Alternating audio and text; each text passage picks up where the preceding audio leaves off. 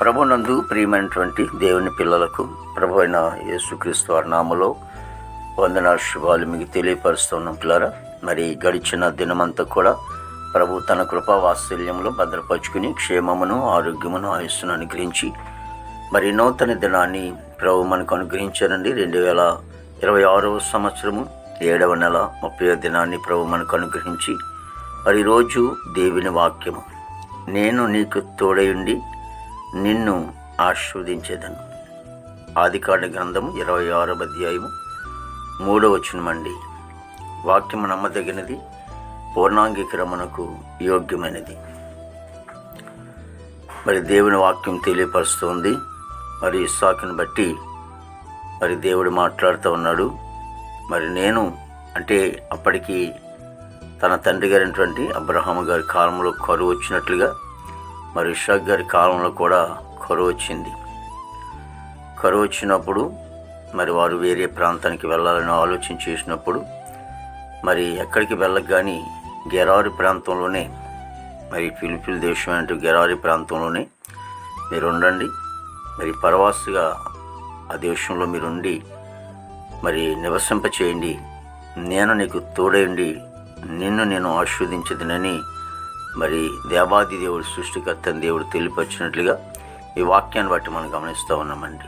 నిజమే, దేవుని సన్నిధిలో మనం ఎక్కడికి వెళ్ళకున్నట్లు, ఎవరి వైపు చూడుకున్నట్లు, కేవలం మనందరి కొరకు ప్రాణం పెట్టినటువంటి ప్రాణనాథుడైనటువంటి యేసుక్రీస్తు వారి వైపు, ఆయన వైపు చూస్తున్నప్పుడు దేవుడు మనకు వచ్చినటువంటి ఇబ్బందులు బట్టి అయినా, కరువులోనైనా, శోధంలోనైనా, సమస్యలోనైనా విడుదల చేసి దేవుడు ఆశీర్వాదకరంగా ఆయన మార్చేవాడు. ఒకవేళ దేవుడు అనేకమైనటువంటి ఆశీర్వాదాలతో నింపేవాడు ఆయన.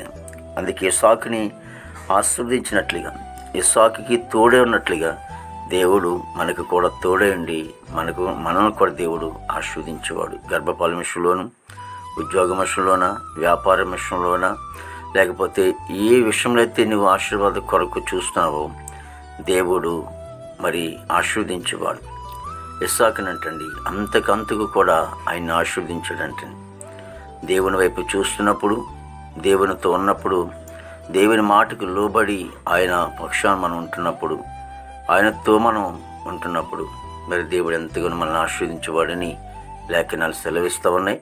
కాబట్టి దేవాది దేవుడు, మహోన్నతుడు దేవుడు మన బిడ్డలను ఆశీర్వదించేవాడు. చదువు విషయంలో కానివ్వండి, మరి వారు మరి ఏ ప్రయత్నాలు చేసినప్పటికీ, ఒకవేళ విదేశాల ప్రయత్నం చేసినప్పటికీ దేవుడు ఆశీర్వదించి దీవించేవాడు. ఆయన మాటకు మనం లోబడి ఆయన వైపు మనం చూద్దాం. మహాపరిశుద్ధుడు, ప్రేమగల తండ్రి, కృపలేసునికి వందనాలు, స్తోత్రాలు, స్తుతులు చెల్లిస్తున్నాం ప్రభు. ప్రతి కుటుంబాన్ని కూడా మీరు ఆశించి దీవించండి.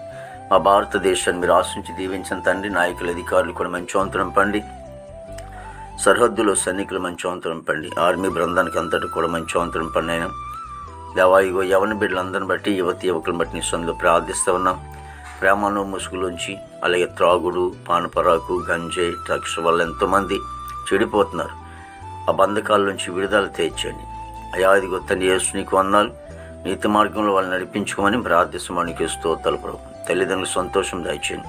అలాగే తన ఉద్యోగస్తులందరూ కూడా మంచి వంతరం పండి, వారు ఉద్యోగాలు చేస్తున్న ఉద్యోగం వేస్తున్న తోడుగా ఉంచండి. దేవా తండ్రి, ఇదిగో నన్ను చదువుకునే బిడ్డలకు కూడా మంచి జ్ఞానం ఇచ్చి నడిపించండి. దేవానికి స్తోత్రాలు తండ్రి. హాస్పిటల్లో రోజు స్వస్థపరచండి, జైల్లో ఉన్న బిడ్డలు విడుదల చేయండి. కోర్టు గొడవలు, కేసు గొడవలన్నీ కూడా కొట్టివేయండి తండ్రి యేసు. రక్షణ లేని వారు రక్షణ, మారు మనసు లేని వారు మారు మనసు దయచేయండి ప్రభా. వివాహం లేని బిడ్డకి వివాహం దయచేయండి. గర్భఫలం లేని వారు గర్భిణీ సుఖమైన డెలివరీ దయచేయండి. తల్లి బిడ్డకి క్షేమం దయచేయండి. దినమంతా కూడా ప్రభా విశేషమైన కృపతో నింపి నీ నామానికి మాత్రం మేము తెచ్చుకోండి. యేసుక్రీస్తు నామమున తండ్రి, ఆమేన్, ఆమేన్.